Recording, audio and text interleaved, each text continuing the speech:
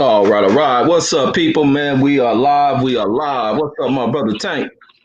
What's going on, brother? What's going on, everybody? Oh, man. Ready to get up into it, man. Chapter 2. All right, so we'll get ready to start. No further ado, say what's up to my brother OG Eric in St. Louis out there in the chat. And we'll go ahead and start with our chapter number 2. So here we are. Power and Black Progress. Blacks and power are the oil and water of American politics. Power plays a critical role in black and white race relationships in America. Though we cannot see, taste, or touch it, we can sense its presence and attest to its strengths and potency. It affects all manners of human relations. Power in itself is neutral. Only the motives and purposes of power users make power good or bad. It has been abusively used to create divisions between black and white people around the world. A racial and ethnic hierarchy are disproportionately distributed nearly 100% control and ownership of wealth, material resources, and privileges to whites at the top of the social order, while blacks, assigned to the lowest levels, were disproportionately burdened with poverty, powerlessness, and social exclusion. The problems created by those power disparities spawn racial inequalities that only power realignment can correct. Dominant societies use its power to label blacks as lazy, ignorant, and criminal, then enact laws that deny them jobs, education, and justice. And through the most insidious acts of all, dominant society uses its social powers to assign an intensively negative human worth to black skin that causes millions of blacks to fear each other and hate themselves. Next, what is power? Power is defined by Webster's dictionary as the ability to bring about fulfillment of one's desires and needs. Behavioral scientists add another nuance to the meaning by including in the definition the notion of one entity imposing its will on another. Along the same lines, Thomas Sowell, an economist, defines the term power in a much broader sense in his book, The Economics and Politics of Race. He adds the qualifier that quote, power is not simply the ability to get something done, but to get it done despite the resistance and opposition of others, end of the quote. It is this definition of power that is used in this book. A true power holder can enforce its decisions and will on the less powerful by applying or threatening to apply penalties or force, or it can elect to secure compliance to its wishes and decisions by providing or offering rewards. The final decision on the use of any particular form of social control belongs to the power holder. Those holding power have used it effectively in organizing and controlling blacks to the benefit of the larger society. Power has determined the quality of life of black life. Social powers external to black communities have controlled and shaped people's lives and behavior for more than 4 centuries. The power of dominant society determined whether blacks will walk proudly as free Bushmen of West Africa or toil in chains as slaves among the bushes of America. Dominant society power made blacks the economic locomotive engine that drove civilization around the world, but assigned blacks to the caboose so that they could not enjoy the fruits of their labor.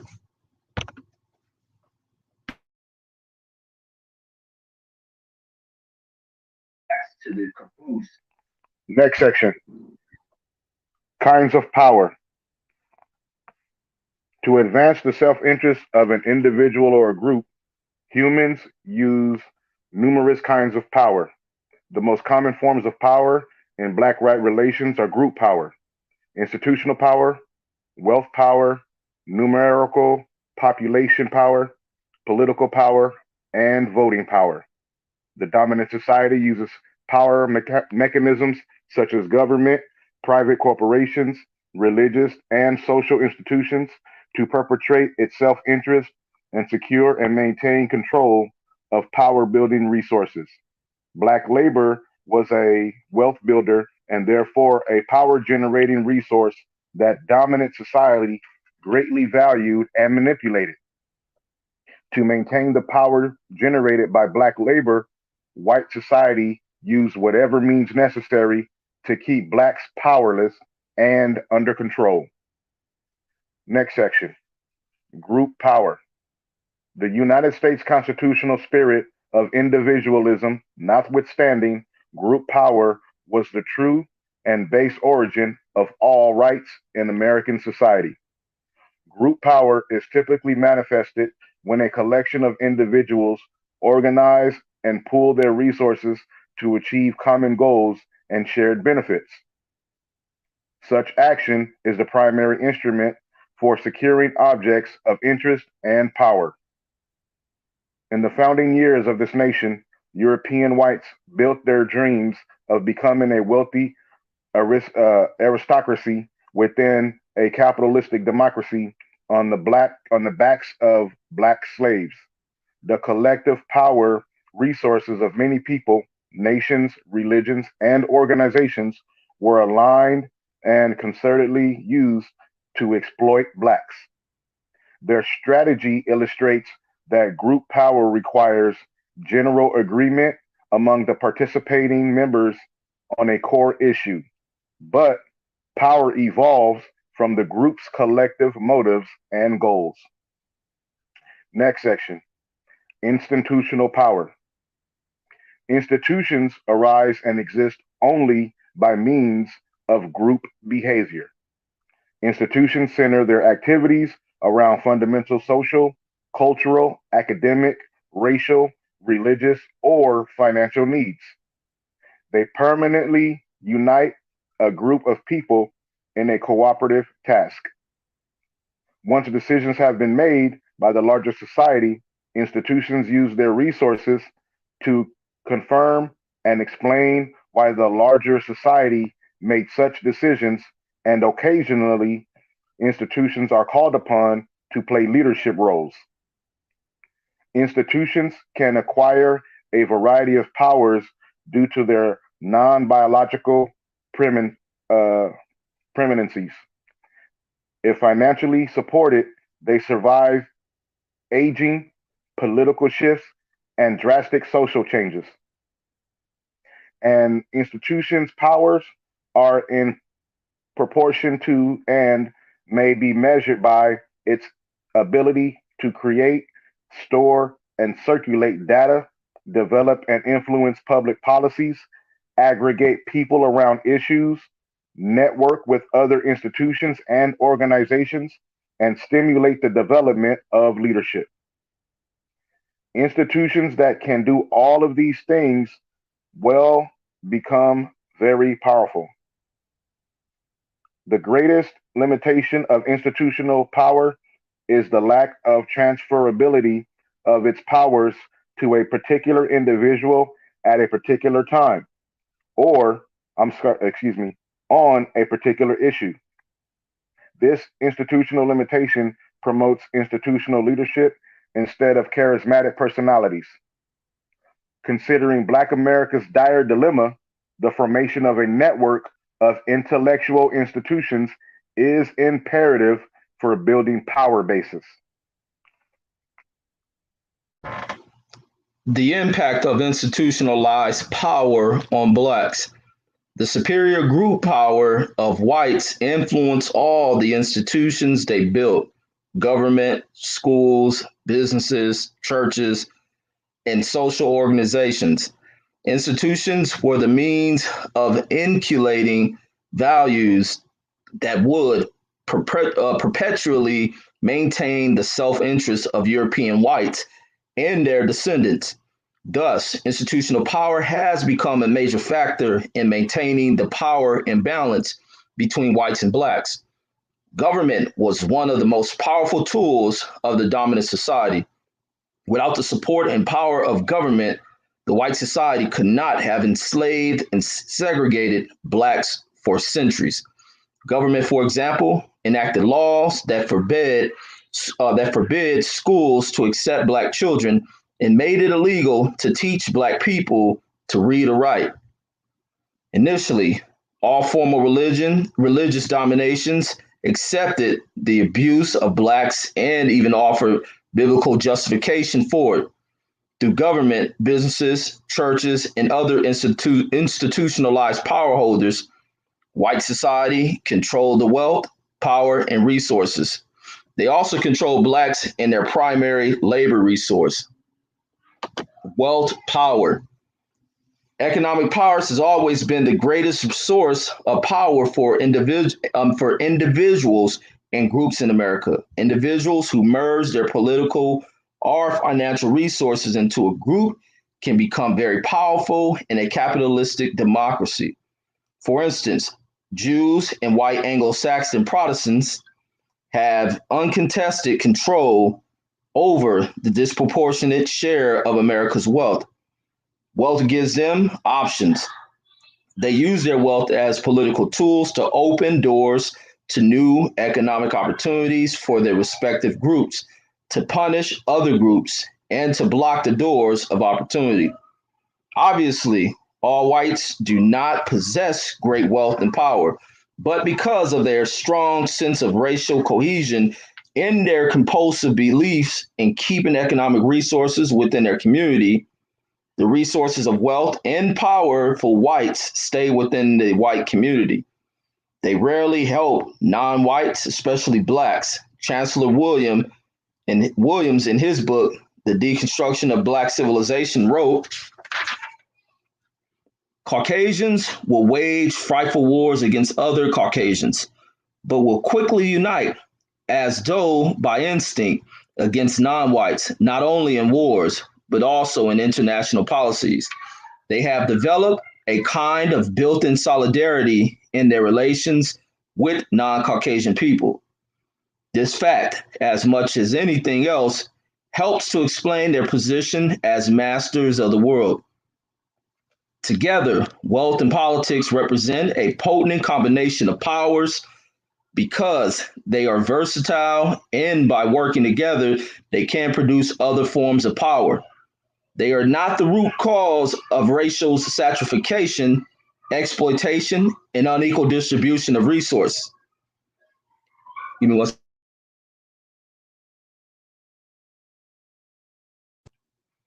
All right, sorry about that. And let me see. So they are root causes for racial stratification, exploitation, and the unequal distribution of resources. In the present social structure, maldistribution guarantees that America will never be an equal opportunity society.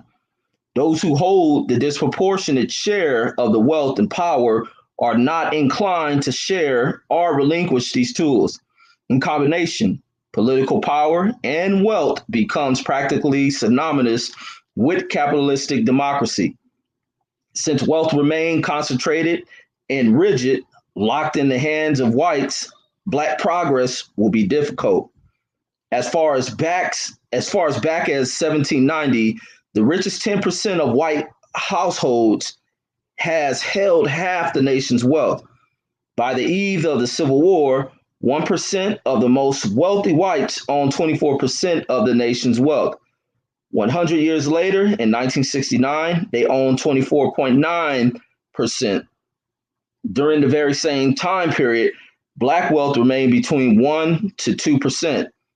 It is astounding that the percentage of wealth controlled by whites and or blacks have not changed throughout this nation's involvement in the Civil War, emancipation of the slaves and Reconstruction, World War I, the Great Depression, World War II, Korean and Vietnam Wars, and Civil Rights Movement, which was followed by a second Reconstruction period.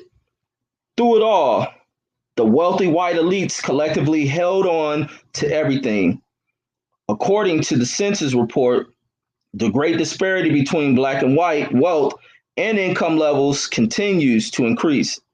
The U.S. Department of Commerce, Bureau of Census, in 1986 reported that the average white household had 10 times more wealth than the average black household. The wealth gap is so large that three richest white Americans with a collective net worth of 15 billion had a greater financial net worth than all black businesses combined. The major driver of wealth and income gap between blacks and whites is the maldistribution of poverty. The poverty levels for blacks is three times that of whites and Hispanics. Nearly one third of blacks are classified as poor, and 50% of all single. Black females, heads of households, are poverty stricken. Poverty is a power impeder. Next section is numerical population power. In a democratic society, the numerical majority wins, rules, and decides. The theoretical rights of a minority may or may not be respected, especially if they are a planned minority. Numerical population power is the power that comes to those groups that acquire power through their sheer size. The black population peaked in the 1750s when slaves and free blacks accounted for approximately 33% of the total population. The high numerical strength of blacks caused fear and concern amongst whites. They feared the loss of their own numerical power. Word of black Haitians' successful slave revolt in the 1790s had spread across America and reportedly ignited several slave revolts in the southern states. The first United States Congress enacted the first naturalization law that declared America to be a nation for quote unquote whites only. The Naturalization Act and other income incentives attracted a massive influx of legal and illegal European ethnics, followed by Asian and Hispanic immigrants a century later. The immigration quota on blacks remained zero until their total percentage of the population declined to 9%. By making blacks a planned numerical minority, white society assured its dominance in a democratic society where the majority always wins.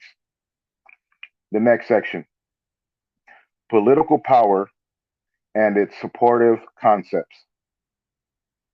Political power comprises all those activities that relate to the authoritative uses of public and governmental powers under existing traditions, laws, and constitutional authorities of government. But political power can be acquired either through or outside of the normal process of elective or appointed office.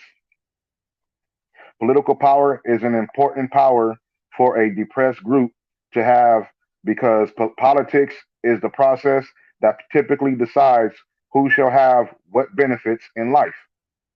However, groups aspiring to gain political power can only obtain and use it if they have economic power as well. Economic power allows a group to possess and exercise control over its own power rather than seeking access to another's power.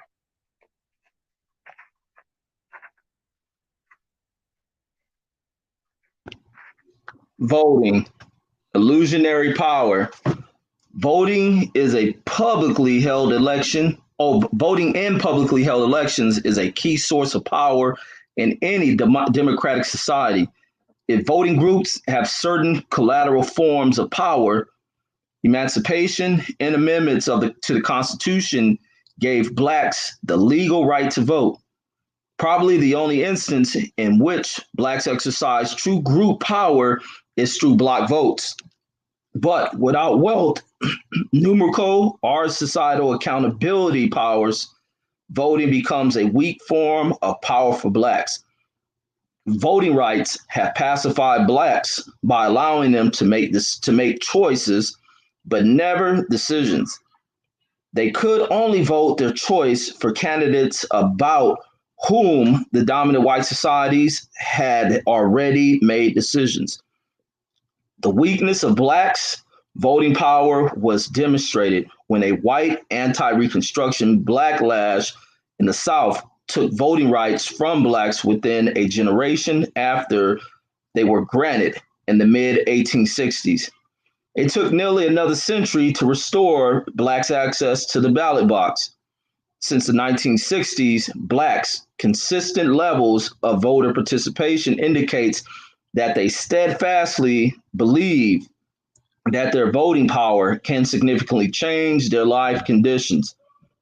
This will not happen, though much effort and expense goes into black voters registration and go out of the vote projects. Blacks have successfully put black and white candidates into high governmental offices by voting in blocks. But blacks have failed to distress their block voting with other forms of group power building activities. Voting itself is a limited, transitionary form of power that ends when the polls close.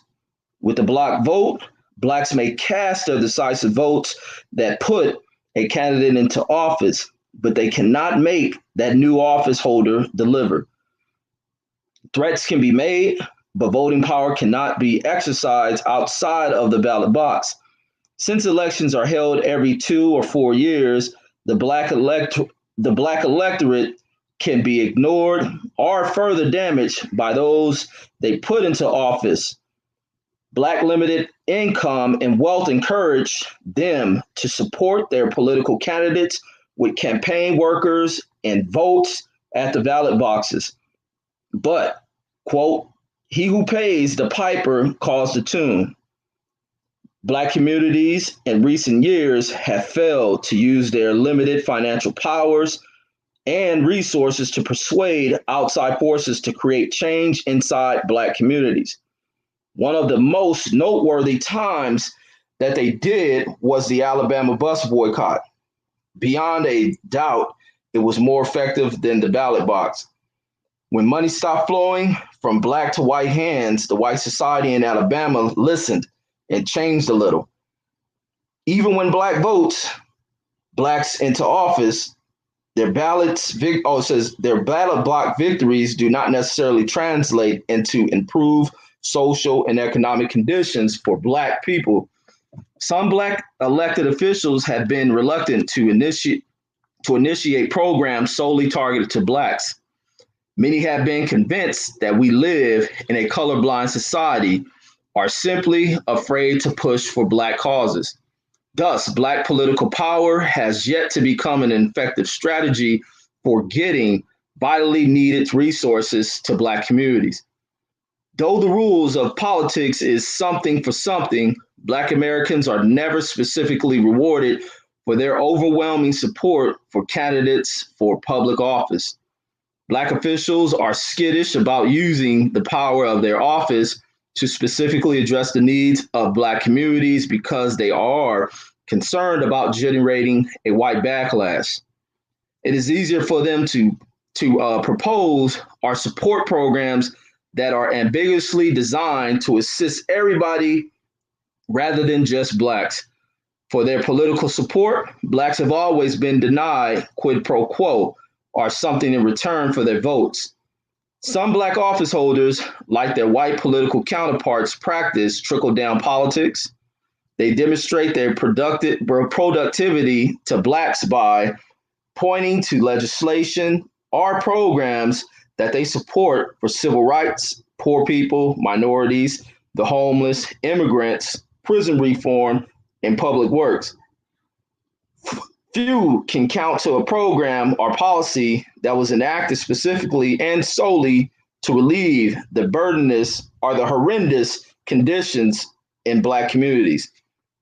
At nearly every level of government and in corporate America, There are some programs or policies that target women, Indians, Asians, Hispanics, handicapped, and other aggrieved groups. Once Black elected officials buy into the ideal of supporting measures to assist everybody, they have, in effect, eliminated the importance of having a Black elected official. Mainstream programs and policies have merely maintained the status quo, leaving Blacks in the same status that they were in before Blacks were elected or appointed to public office. Since 1960, there has been a sizable increase in the number of Black elected officials, an 8,000% increase to be more specific.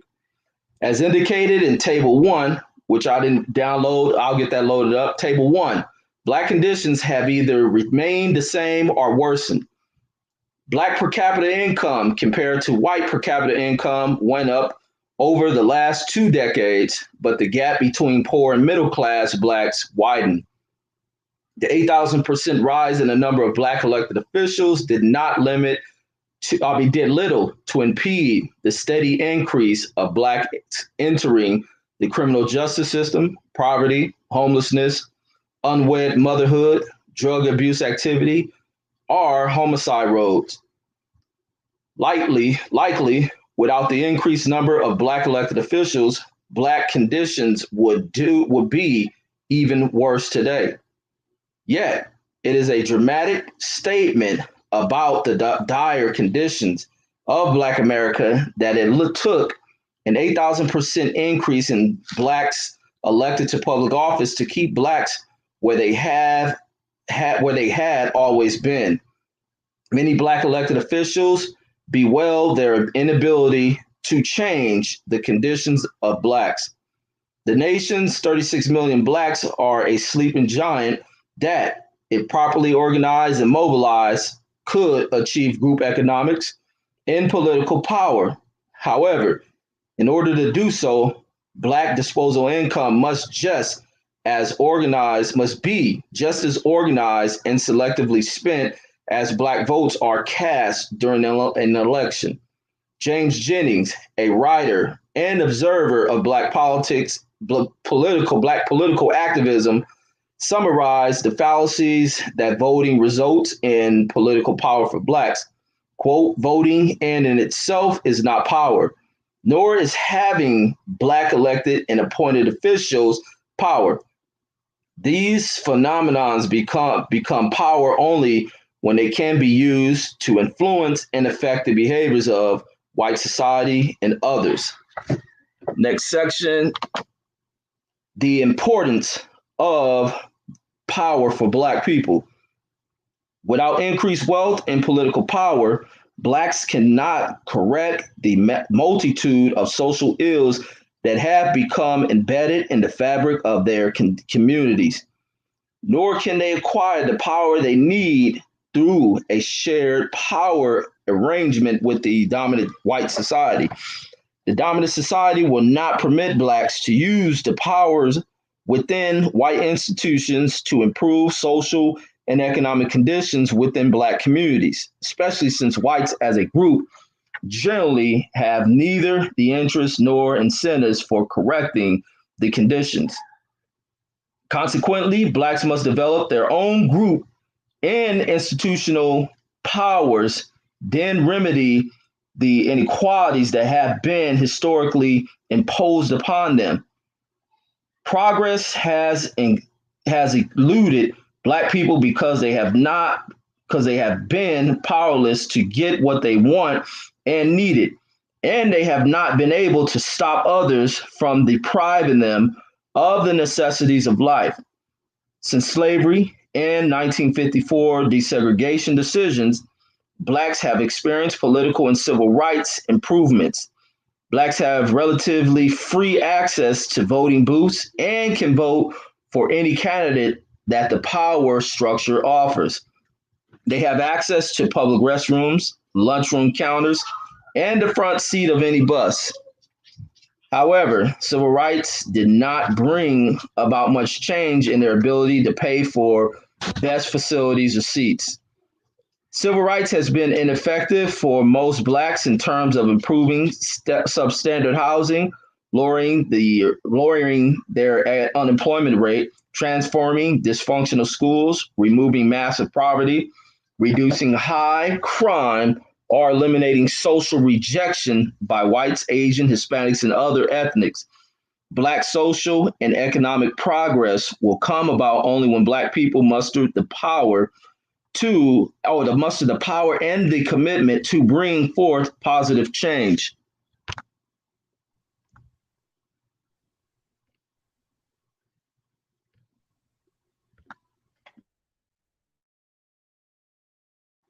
Oh, it's on you, Tank.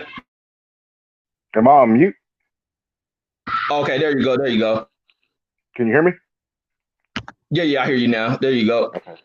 Next section. Black self-empowerment, the only road open. Self-empowerment is most effective if not the only road open for blacks to reach racial competitiveness. But the first issue to resolve is a common understanding of what the term self-empowerment means. Since the 1960s, the term has been used in unclear and even contradictory ways. The American Heritage Dictionary defines empowerment as to invest with legal power or to authorize. The definition speaks to institutionalized authorities and powers.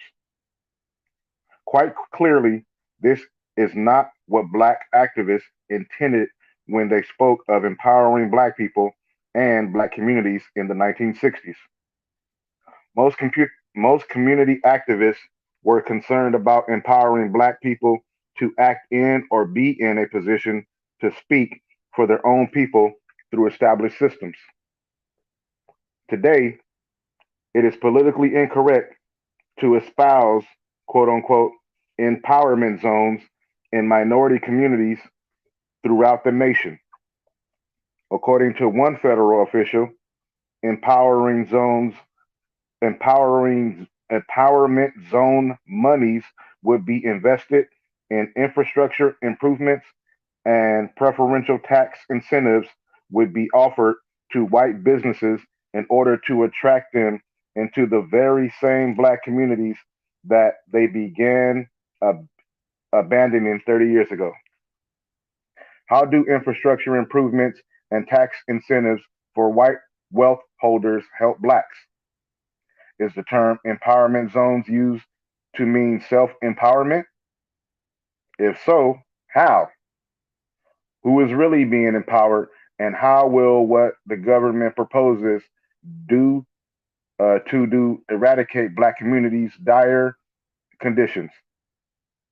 Self empowerment for Blacks can only occur when Blacks use all of their available resources to acquire wealth and social power through a comprehensive plan involving all segments of their communities. A properly developed self empowerment plan that is supported in principle by all of Black America could change centuries of deferred dreams into realized visions. Until Black America collectively aspires to acquire its own power to alter its marginal conditions, it is highly unlikely that they will ever obtain power. A plan for self empowerment must begin with a realistic analysis of Blacks' assets and lead to the development of strategies to maximize their fullest potential. True empowerment would give Blacks new tools and strengths to deal with the power imbalances that today promote racism in the court systems, educational institutions, as well as the government and private corporate sectors. These entities have no accountability to Blacks, even though they exert tremendous power over Blacks. They are repositories of the cultural power of whites. They have not changed through the centuries, thus, they still safeguard the cultural heritage and social values of the original European settlers. The next section: organize and power will come. A great writer once said that, quote, those who the gods would make powerful must first organize, end quote. First, few words could be truer for blacks. Whether individual blacks are firm believers in the concept of integration, segregation, or moderation, they must all come together and the goal of improving the living conditions of their race. Although political and other philosophies may differ, blacks are united by their physical commonality. Divided, they cannot achieve empowerment. They will be able to make effective decisions about their future. Blacks are no longer in servitude. They have to. They have a protected right to exercise their freedom of association.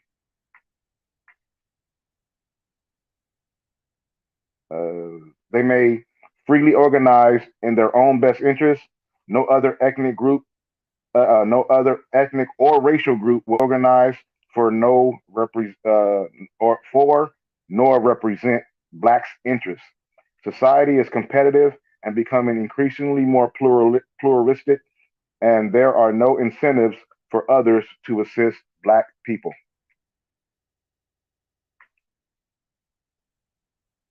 Society, I'm sorry, a plan for organizing will not spontaneously materialize.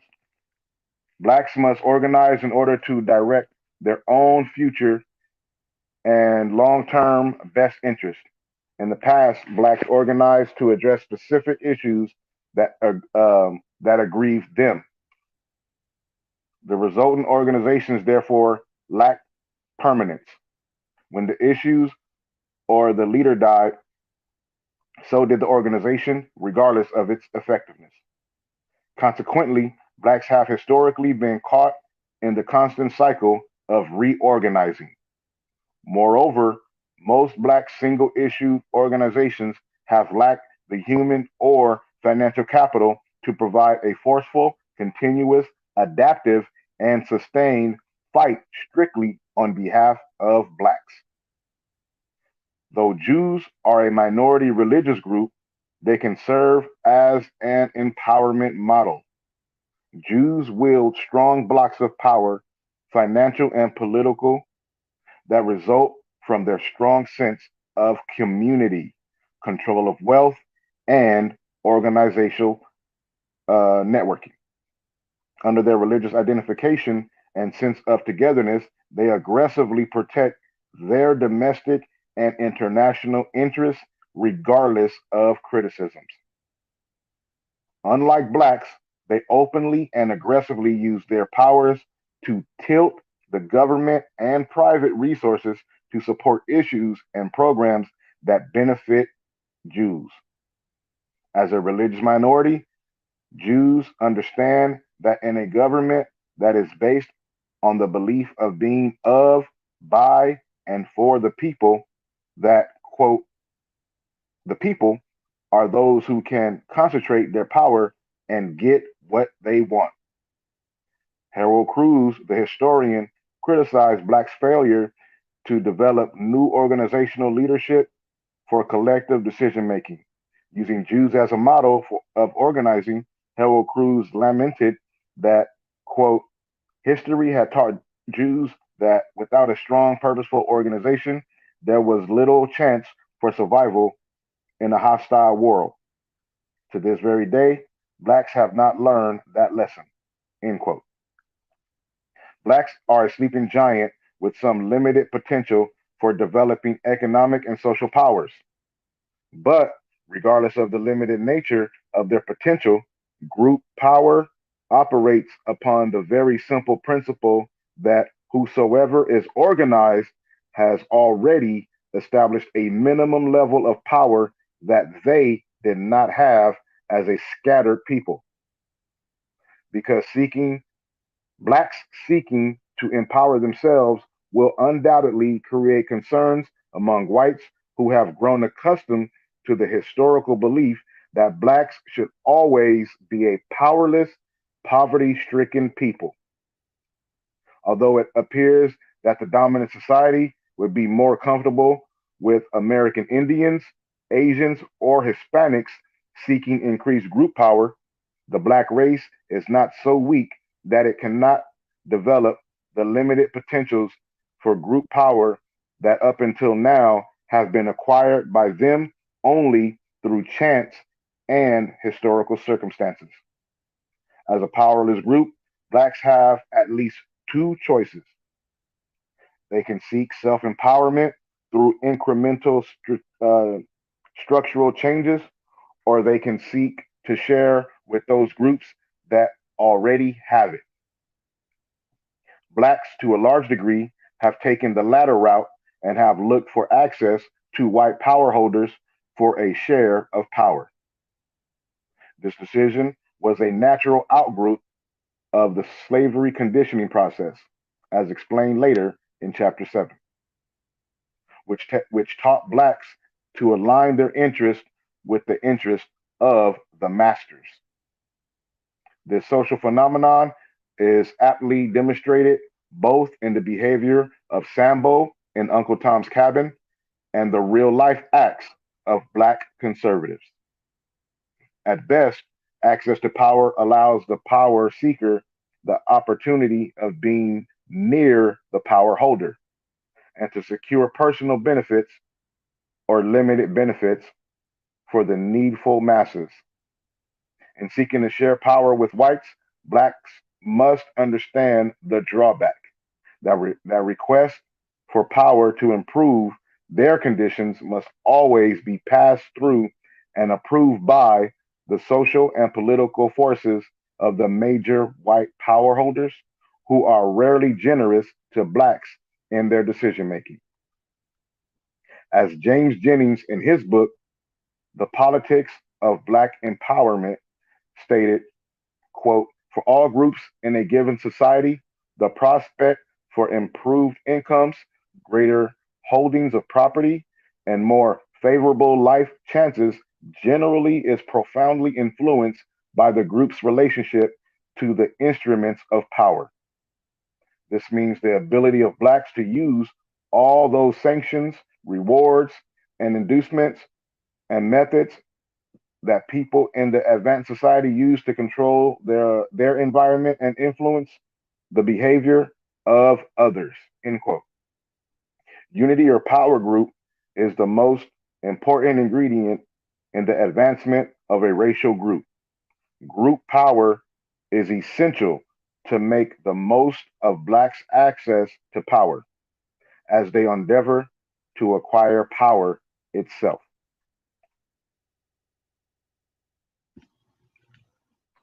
Progress follows empowerment. For Black progress to occur, there must be a fundamental redistribution of wealth and poverty in America. They are burdened by too much planned impoverishment. Blacks cannot amass power from their individual holdings of wealth until they organize and develop a plan that will attract and retain wealth within Black communities. Nearly every Black community suffers from historic deprivation, low income levels, and the flight of Black capital and disposable income to white suburbs. The income that does remain in Black communities, usually between 2 and 5%, is insufficient to maintain public services, support businesses, stimulate employment opportunities.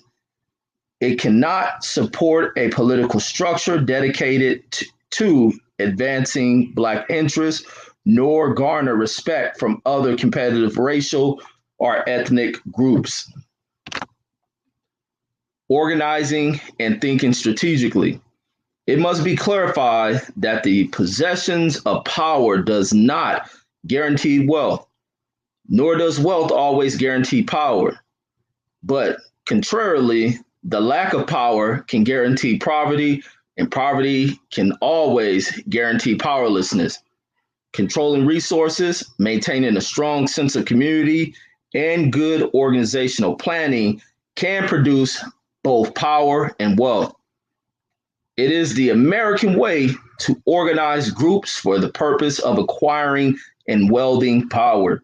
While most groups realize that there's strength in numbers, apparently, according to one study, some blacks do not necessarily see strength in grouping themselves with other blacks. In a study of group power, Evans and Giles reported that, quote, increased concentration of blacks serve to generate higher levels of ethnocentrism among blacks and raise fear among whites. End of the quote, the lowering the percentage of blacks in the workplace, for instance, the lower white fears that blacks will acquire power. This is an important finding and raises questions about the wisdom of integration. If race relations are based on power, the more blacks integrated into white society, the less chance they have to acquire power. Blacks' willingness to dilute their own strength destroys any perceptions of their having power. The perception of power is the first step towards the reality of power. The Evans and Giles study reveals significant findings that have an impact on group power for blacks. The author found that blacks did not conceptualize their potential for group power, and more detrimental, blacks may actually perceive their group power to diminish when higher concentrations of blacks are present. These perceptions of racial concentration and power are exactly the opposite of whites. Whites establish barriers, legal and otherwise, to ensure their superior numbers and power. Blacks' belief that something may be wrong when large numbers of them come together without the presence of whites can probably be traced to the conditioning process of slavery, which taught blacks to see themselves through the eyes of a white person, thus reversing years of self-depreciating thinking, low self-esteem, and slave conditioning, and organizing to achieve group empowerment goals will require careful strategic planning. Blacks must organize around new principles and purposes in order to confront the political and economic realities facing them. To their credit, black intellectuals in the ante and post-bellum periods did try to organize and plan.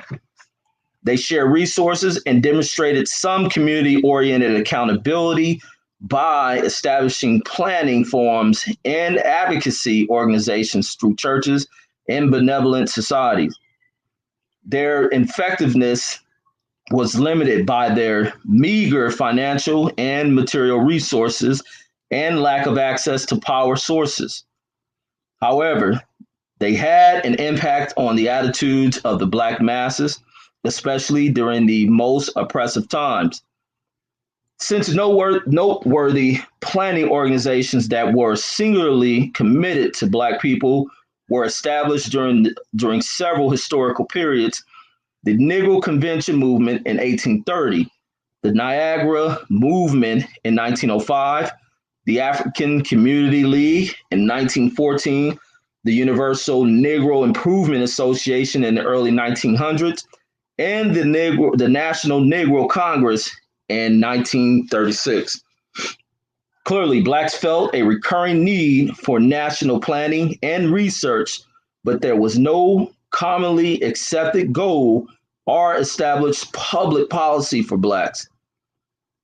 Differing philosophies and political personalities confused the issues and bogged down the organizations.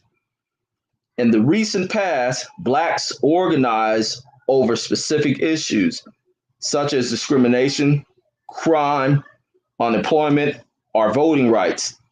As stated earlier, the organizations either faded when the issues faded or lost potency and became not threatening advocacy groups. They found it easier to organize advocacy groups whose narrow focuses did not appear as threatening to established powers. One of the first known and longest lasting attempts by blacks to establish a national planning group was the Negro Congress movement, which began in 1830 and continued through the Civil War.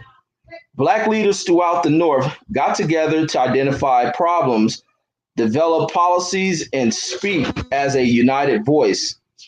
This movement was followed by the Niagara Movement. In 1905, W.E.B. Du Bois, John Hope, Maurice Trotter, and other vocal young Black intellectuals met in Niagara Falls in Ontario, Canada, and founded the Niagara Movement.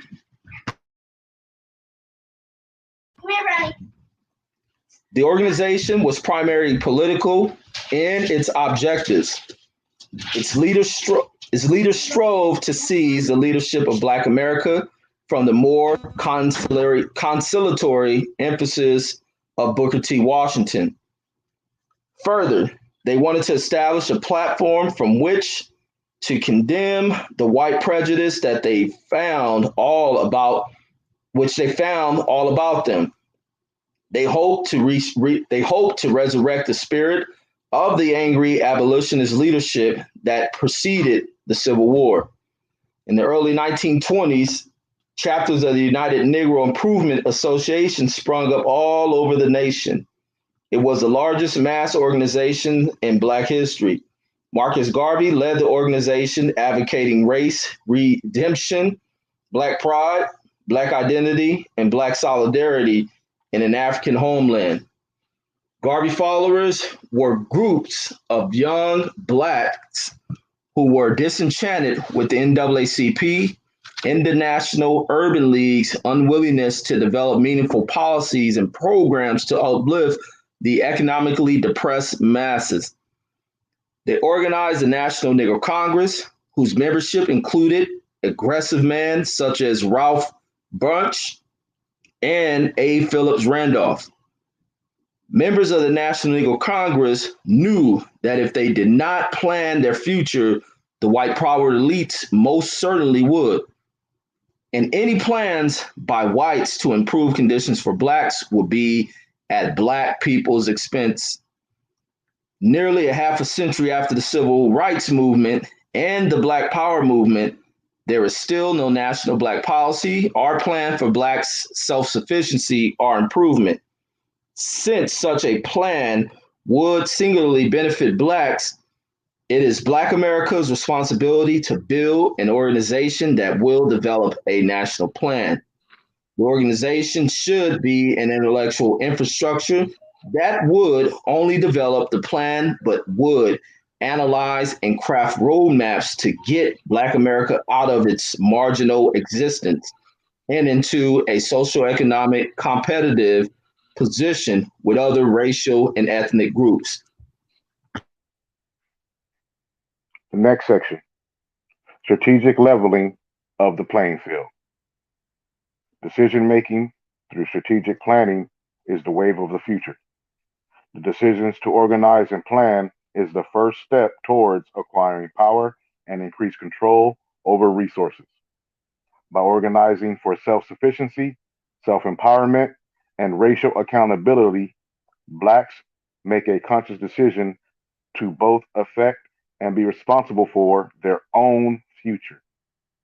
Blacks have paid dearly for entrusting their future to non-Blacks.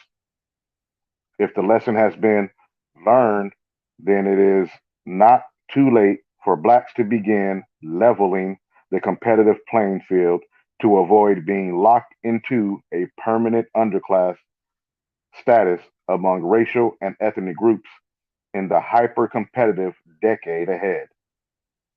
Decision making is based in choosing between the probable and the possible.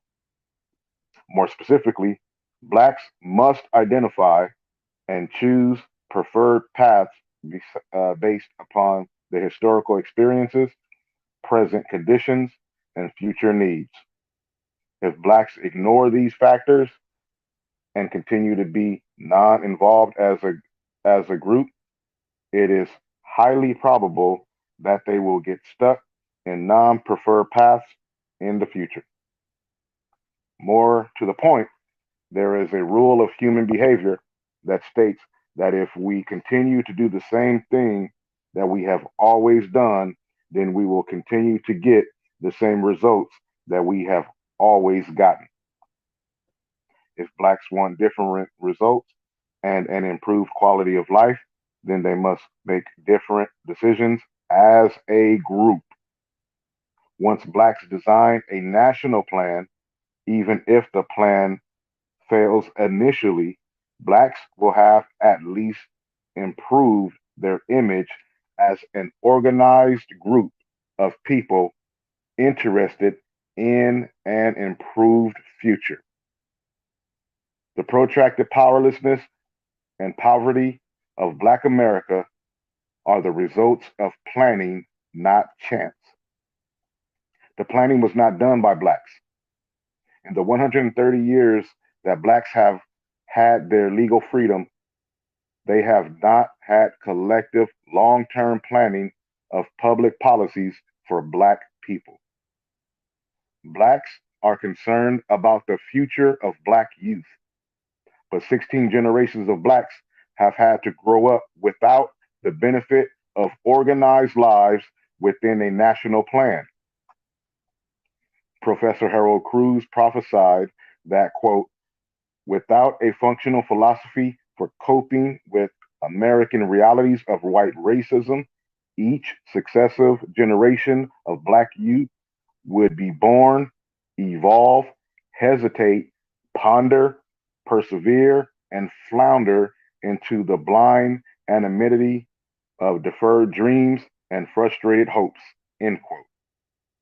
Cruz's prophecy is being manifested across this nation in the daily statistics on black youth violence and death. In conclusion, blacks have made little relative progress from slavery to today because we still have not acquired the necessary sources of power to create positive change in our marginal conditions. People who use their individual means to build collective wealth and power understand that there is strength in numbers. Blacks have yet to recognize or act upon this truth. The black vote alone will not ensure blacks a respectable status or new role in America. The vote must be backed by a national plan of public policies specifically designed to help blacks achieve economic self sufficiency and self empowerment. And that concludes chapter 2 of Black Labor, White Wealth, The Search for Power and Economic Justice by Dr. Claude Anderson. Yes, indeed. Yes, indeed. Another great one, man. Another great one, man. And we will be back. Tomorrow's good. Yeah, if anything changes, I will let you know. But for right now, back in this thing tomorrow, back up in this book, and we diving directly in to chapter 3. Yes, indeed. Yes, indeed. We'll see you guys tomorrow. Any final words, Tank? No, just once again, shout out to everybody that joined us in the chat. Mr. Toronis, the Hodges, Reginald, Mir, Gump 88, Arad 83 Boxio, H Money, H Money, H Money, and the Brothers UK. Salute to all y'all that's rocking with us.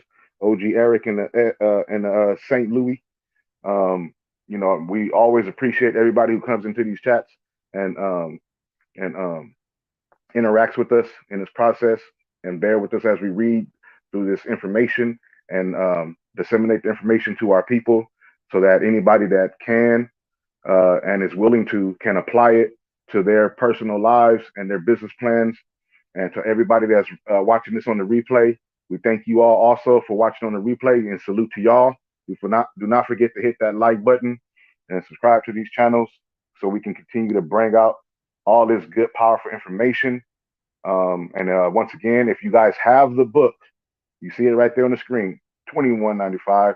Get the book, Black Labor, White Wealth, and you can join along with us on the panel and read with us.